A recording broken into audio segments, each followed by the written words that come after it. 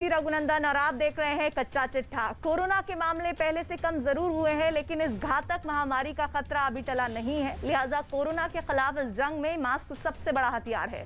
News 18 mask के लिए मुहिम भी चला रहा है। #मास्क पहनो इंडिया। न्यूज 18 आप सबसे अपील करता है कि आप मास्क जरूर पहने, क्योंकि सावधानी इस वक्त सबसे बड़ा बचाव है। अफगानिस्तान पर दूसरी बार काबिज होने के बाद तालिबान ने ऐलान किया है कि लोगों को उनसे डरने की जरूरत नहीं है। तालिबान ने कहा कि वो अफगानियों की सुरक्षा करेंगे, लेकिन क्या वाकई तालिबान का हृदय परिवर्तन हो गया है? क्या तालिबान अपने लोगों को बंदूक के दम पर नहीं डराएंगे? तालिबान की कथनी और करनी में कितना बड़ा अंतर है, इसकी तस्दीक करता एक वीडियो आपको हम दिखाने जा रहे हैं। इस वीडियो को देखकर आपको एहसास हो जाएगा कि तालिबान में आजादी के क्या मायने हैं।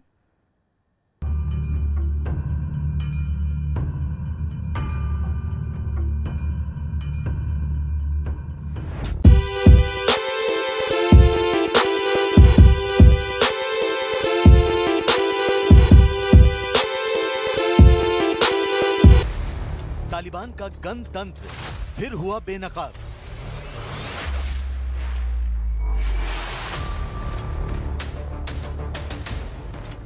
हाथों में AK-47 और जुबान पर शांति राग।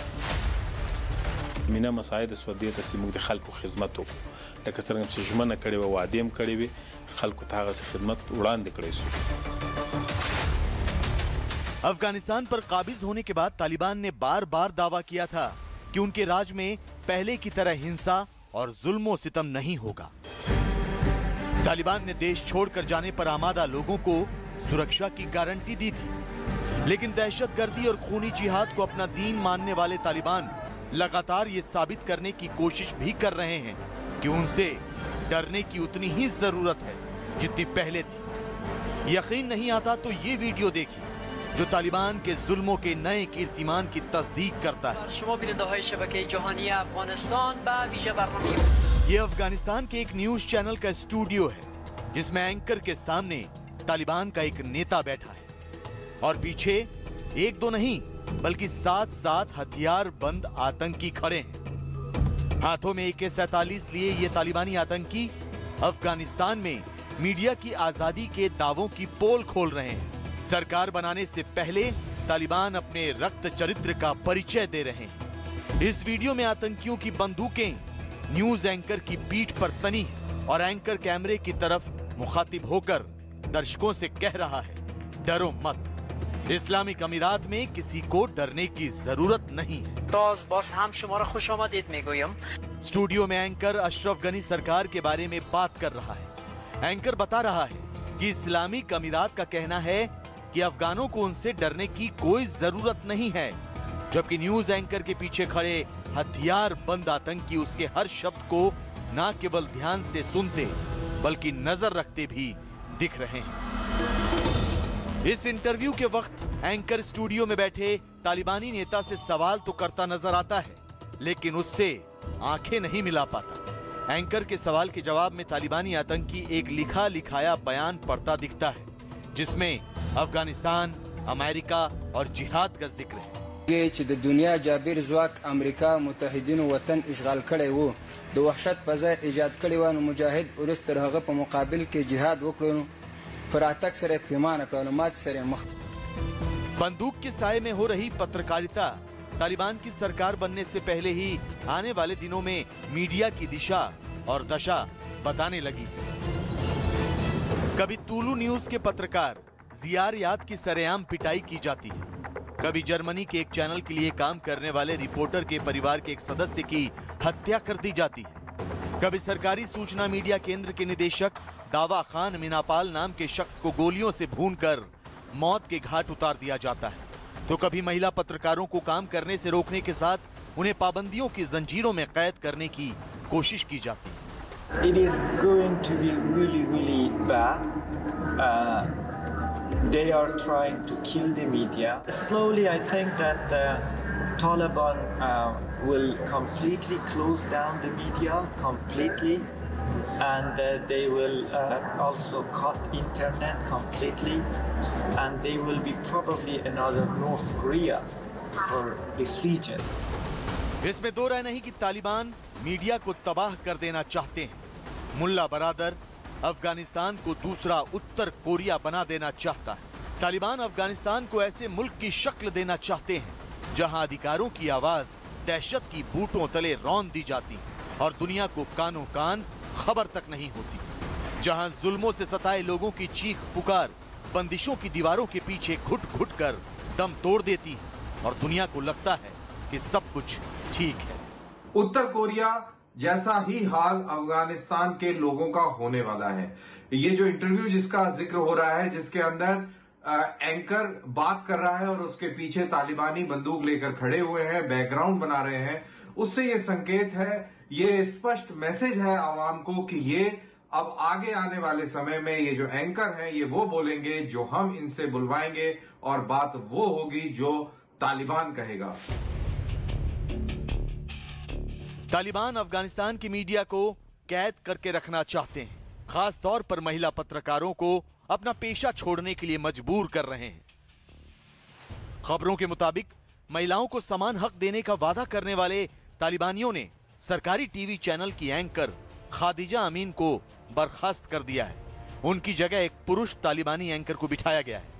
एक दूसरी महिला एंकर शबनम दावरान को भी काम करने से रोक दिया गया है। कुछ दिनों पहले शबनम दावरान ने आरोप लगाया था कि हिजाब पहनने और आईडी कार्ड लाने के बावजूद भी उन्हें ऑफिस में घुसने नहीं दिया गया, जबकि तालिबान प्रवक्ता का इंटरव्यू लेने वाली 24 साल की महिला पत्रकार बेहस्ता अरघंड को देश छोड़कर जाने पर मजबूर होना पड़ा है। उन्होंने बताया है कि वो तालिबान के डर से अफगानिस्तान छोड़कर जाने को मजबूर हुई। तालिबान को भी पता है कि वो 5 वक्त की नमाज अदा करके और कुरान को हाफिज करके देश नहीं चला सकते, क्योंकि देश को चलाने के लिए इकोनॉमी की जरूरत है, देश को चलाने के लिए इंडस्ट्रियल बेस की जरूरत है, देश को चलाने के लिए बाकी मुल्कों के साथ में नॉर्मल हालात या नॉर्मल संबंध की जरूरत है। तो इसीलिए तालिबान ये चाह रहा है कि इस तरीके की बातें करके वो बाकी लोगों का समर्थन हासिल करे, लेकिन अंदर खाने वो अपने लोगों को उसी तरीके से ट्रीट करना चाह रहा है जैसे 8वीं शताब्दी में मिडिल ईस्ट के अंदर लोग ट्रीट किए जाते थे। तालिबान के शासन में मीडिया और महिलाओं के हक को लेकर सबसे ज्यादा सवाल खड़े हुए थे। तालिबान के नेताओं ने काबुल वापसी के बाद इन दोनों मुद्दों पर देश और दुनिया को भरोसा भी दिया था। तालिबान ने दावा किया था कि वो लोकतंत्र को मजबूत करने के लिए शरिया कानून के तहत सबको हक देंगे, लेकिन हर बीतते दिन के साथ तालिबान के चेहरे से नकाब हटता जा रहा है। हालांकि मीडिया अब भी अपना काम कर रहा है, अफगानिस्तान में भूख और प्यास से बिलखते मजबूर लोगों की तस्वीरें भेज रहा है। ओसामा बिन लादेन के सिक्योरिटी इंचार्ज अमीन उल हक के नंगरहार लौटने का वीडियो पूरी दुनिया को दिखा रहा है। खूनी जिहाद को अपना चेहरा बना चुके तालिबान के लिए पाकिस्तान जमकर बैटिंग कर रहा है। इमरान खान की सरकार तालिबान को मान्यता दिलाने के लिए एड़ी चोटी का जोर लगा रही है, जबकि तालिबान ने पाकिस्तान को तगड़ा झटका दिया है। तालिबान ने न सिर्फ पाकिस्तान में आतंक फैलाने वाले टीटीपी को काबू करने से इनकार कर दिया है, बल्कि तालिबान के टॉप लीडर ने भारत से सभी तरह के रिश्ते बहाल करने की वकालत भी की है। ऐसे में सवाल ये कि क्या तालिबान पाकिस्तान से पिंड छुड़ाना चाहता है या फिर ये सब कुछ वो सिर्फ भारत से मान्यता प्राप्त करने के लिए कर रहा है?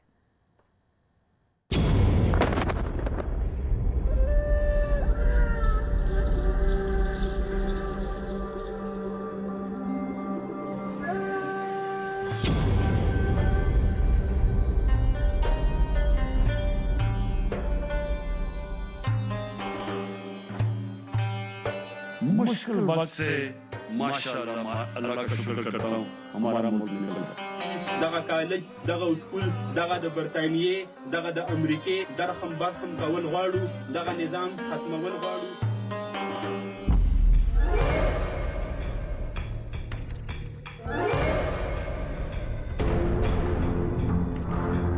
अफगानिस्तान में तालिबान राज की स्थापना के लिए पाकिस्तान ने एड़ी चोटी का जोर लगाया।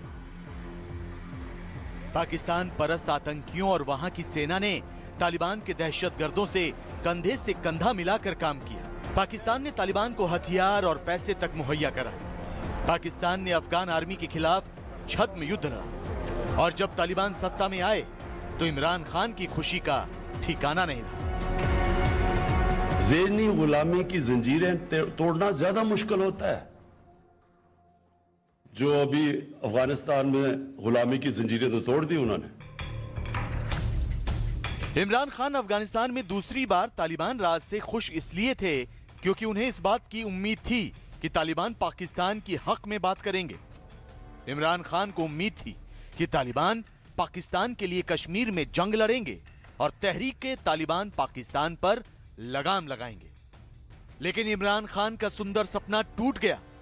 पहले तो तालिबान ने यह साफ किया कि वो कश्मीर के खूनी जिहाद के भागीदार नहीं बनेंगे, और अब पाकिस्तान को अपना दूसरा घर बताने वाले तालिबान ने ऐलान कर दिया कि वो टीटीपी यानी तहरीक तालिबान पाकिस्तान को जिहाद से नहीं रोकेंगे। दूसरा ये कि आप उनको पाकिस्तान की हुकूमत के खिलाफ जंग से रोकने का कहें, तो इस बात का कोई इम्कान है कि आपके अमीरुल मोमिनीन की तरफ से टीटीपी को कहा जाए कि वो पाकिस्तान की हुकूमत के ख़िलाफ़ जंग ना करे, क्योंकि अब तो अमरीकी भी नहीं रहे जिसकी बुनियाद पे उन्होंने पाकिस्तान की रियासत के ख़िलाफ़ जंग छेड़ी थी। दखो यो लुई बहस द ज़िक्र कुम दा बदो देर त देखो अड़ वलरी दा पाकिस्तानी स्तुंज़ा दा और पाकिस्तानी मिलत, पाकिस्तानी उलमा, पाकिस्तानी दीनी हल्के और दीनी मराकज़ और बात पे मौरद बांध तस्लीम होने से ज़िक्र कज़िया दी मुग नदा पाकिस्तान को देर अड़ न लरी, पाकिस्तान को अड़ लरी। पाकिस्तान बायद दसी मैकेनिज्म दा जोड़ की जवाज़ और न जवाज़ दिकार दगा कॉलेज, दगा स्कूल, दगा द बरतानिये, दगा द अमेरिके, तहरीक तालिबान यानी पाकिस्तान तालिबान की स्थापना दिसंबर 2007 में 13 चरमपंथी गुटों ने मिलकर की थी। टीटीपी का मकसद पाकिस्तान में शरिया पर आधारित एक कट्टरपंथी इस्लामी शासन कायम करना है, और सबको पता है कि टीटीपी के अफगान तालिबान से गहरे रिश्ते हैं। ऐसे में पहले से ही इस बात के कयास लगाए जा रहे थे कि तालिबान टीटीपी के मुद्दे पर पाकिस्तान का समर्थन नहीं करेंगे। हालांकि इमरान खान के वजीर लगातार तालिबान को टीटीपी से बात करने और उसके आतंकियों को पाकिस्तान में दहशत फैलाने से रोकने की कोशिश कर रहे थे।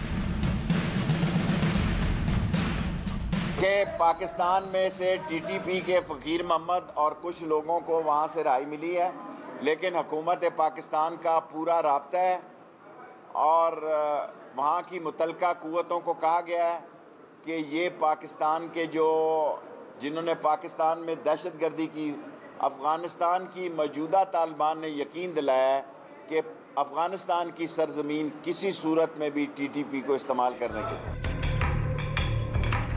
जाहिर है पाकिस्तान को जोर का झटका बहुत धीरे से लगा है। पाकिस्तान तालिबान के जरिए दुनिया को ब्लैकमेल करने की कोशिश कर रहा था, लेकिन अब अपने ही बुने जाल में फंसता नजर आ रहा है। सारे सूबों में पाकिस्तान में लोगों का खून बहाने वाले टीटीपी को तालिबान कंट्रोल नहीं करेगा, और बहुत मुमकिन है कि पाकिस्तान का भी वही हाल हो जो अफगानिस्तान का हुआ। हालांकि इमरान खान की सरकार ने अब भी उम्मीद का दामन नहीं छोड़ा है। तालिबान से दोस्ती मजबूत करने, उनकी खुशामद करने और भारत के खिलाफ उनका इस्तेमाल करने के लिए पाकिस्तान के विदेश मंत्री शाह महमूद कुरैशी इन दिनों कई देशों, खासकर अफगानिस्तान के पड़ोसी देशों का दौरा कर रहे हैं। पाकिस्तान तालिबान की सरकार को दुनिया के ज्यादा से ज्यादा देशों से मान्यता दिलाकर अपनी ताकत बढ़ाना चाहता है। पाकिस्तान तालिबान से नजदीकी रिश्ते बनाना चाहता है ताकि वो उन्हें भारत के खिलाफ इस्तेमाल कर सके। लेकिन तालिबान के टॉप लीडर शेर मोहम्मद अब्बास स्तानिकज़ई ने साफ कर दिया है कि भारत उपमहाद्वीप के लिए बहुत मायने रखता है और तालिबान पहले की ही तरह भारत के साथ सांस्कृतिक, आर्थिक, राजनीतिक और व्यापारिक रिश्ते बरकरार रखना चाहेंगे। There is a fear that the Taliban may be hostile to India and that they may team up with Pakistan and target us, that is India. How do you see this assessment? Is this correct or false? You see, one is media. What comes in the media, most of them, they are false. They are wrong. There is no such statement or any indication from our side. We want good relation with all our neighbors and the countries of the region. दरअसल तालिबान भारत से मान्यता प्राप्त करने के लिए बेकरार हैं, क्योंकि उन्हें अच्छी तरह पता है कि भारत ने एक बार तालिबान को मान्यता दे दी तो कम से कम 20 से 30 देश उन्हें मान्यता दे देंगे। दूसरी बात यह भी है कि भारत की मान्यता देने के बाद इंटरनेशनल मॉनिटरी फंड लेने में भी तालिबान को आसानी होगी। इंटरनेशनल कमेटी से मान्यता मिलने पर इकोनॉमिक एड मिलना शुरू हो जाएगा। फाइनेंशियल इंस्टीट्यूट से उनको मदद मिलने में आसानी हो जाएगी। यही नहीं, तालिबान का स्ट्रक्चर ग्लोबल हो जाएगा। पाकिस्तान के लाख कोशिश करने के बावजूद तालिबान भारत के लिए अभी भी अच्छी स्टेटमेंट दे रहा है, अच्छे रिलेशंस की बात कर रहा है, भारत के साथ सामान्य रिलेशन रखना चाह रहा है, पुराने रिलेशंस रखने चाहने की बात कर रहा है। पाकिस्तान को पसंद नहीं आएगा, ये उनकी अपनी प्रॉब्लम है, लेकिन मुझे लगता है कि तालिबान को अपनी देश की इस मजबूरी के बारे में पूरा पता है कि अगर अफ़गानिस्तान के इंफ्रास्ट्रक्चर बिल्डिंग में, एजुकेशनल सिस्टम में, रोड्स सिस्टम्स के लिए, बिजनेस के लिए अगर कोई सबसे ज्यादा फायदा देगा तो वो है इंडिया। अफगानिस्तान में तालिबान राज के बाद अंतर्राष्ट्रीय राजनीति तेजी से करवट लेती नजर आ रही है। सरकार गठन से पहले तालिबान का रुख भी बदलता दिख रहा है। लिहाजा भारत फिलहाल अफगानिस्तान के मुद्दे पर वेट एंड वॉच पॉलिसी अपना रहा है। पश्चिमी देशों के तालिबान को लेकर रवैये और तालिबान का भारत के प्रति रुख कैसे बदलता है, इस पर नजर रखी जा रही है। तालिबान के टॉप कमांडर ने भारत से सभी तरह के रिश्ते बहाल करने की पहल जरूर की है, लेकिन हिंदुस्तान बदलते हालात पर नजर बनाए रखने के साथ ठोस रणनीति तैयार करने पर काम कर रहा है।